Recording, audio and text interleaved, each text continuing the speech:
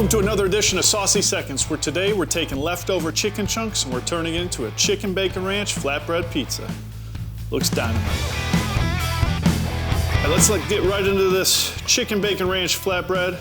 Right here I got the store-bought flatbread. I think it's a little easier just to buy the store-bought ones. They do a really nice job.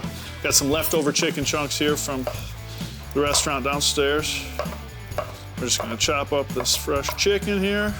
First, we're gonna put our new dry rub ranch as a base. Hey, it's got a good ranch flavor and it's got a little bit of dry rub in there already. So we're gonna go ahead and put this all around the bottom here. So we got that. So now we're gonna add a little bit of chicken on the top here. We're gonna add a little bit of bacon. Ooh, cheese. All right, then we're gonna sprinkle some Mexican cheese on here. All right, we're gonna sprinkle a little bit more dry rub on top there. So we got the oven preheated to 375. We're gonna pop it in there for about 15, 20 minutes. All right, we got that flatbread just coming out of the oven now. Awesome, all that cheese is melted, all that bacon's crispy.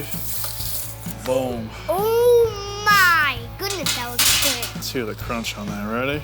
Yeah. Oh, yay. Nice. Orange is good. Take a look at that. That's why I love your food. Beautiful. That's why I love your food. Thanks, buddy. Chicken bacon ranch, flatbread pizza. Eat your heart out, man.